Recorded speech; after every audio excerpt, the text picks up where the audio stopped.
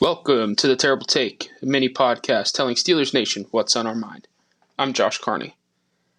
With just under a month left until the start of Pittsburgh Steelers training camp back in the rolling hills of Lake Trobe at Chuck Noll Field on the campus of St. Vincent College, the Pittsburgh Steelers roster appears to be in pretty good shape overall.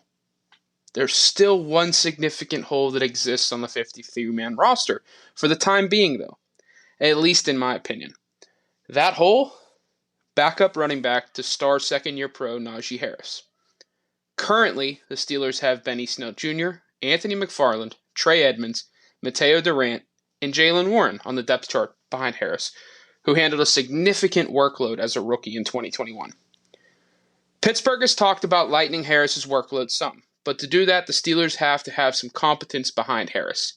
I've spoken in this space before about McFarland being the ideal guy as the number 2 behind Harris, due to his skill set and what he brings to the table.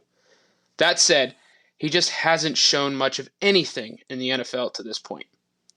Benny Snell Jr. is a fine running back overall, one that has the skill set that resembles Harris's a bit, but he's not the change-of-pace guy the Steelers need behind Najee.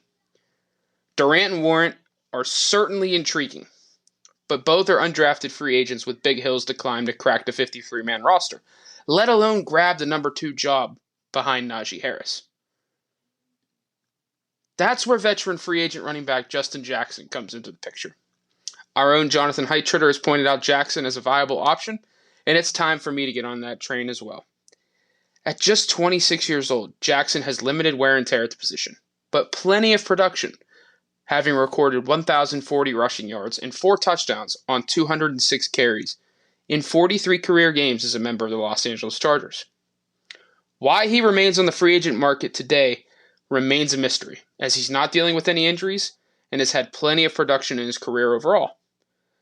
The Chargers decided to go younger and cheaper at the position with recent draft picks, but Jackson made just $920,000 last season. He wouldn't cost the Steelers much at all, were they to explore that option, and would give the Steelers a real viable number 2 behind Najee Harris. Pittsburgh should be rather familiar with Jackson as well, considering he rushed for 63 yards and a score on 8 touches in a 2018 matchup at Heinz Field in his rookie season. Jackson is the ideal fit on the open market at this point for the Steelers. Every time he's been on the field in his 4 seasons, he's produced at a solid starting caliber level.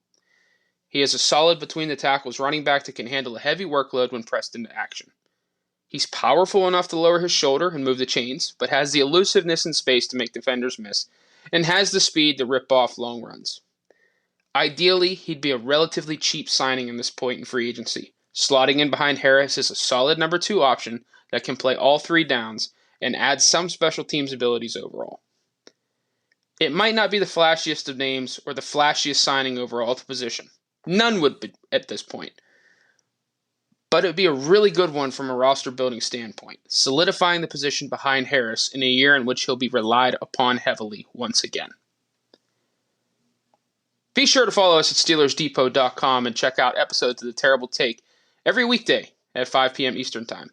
And check out The Terrible Podcast with Alex Kozora and Dave Bryan every Tuesday and Friday.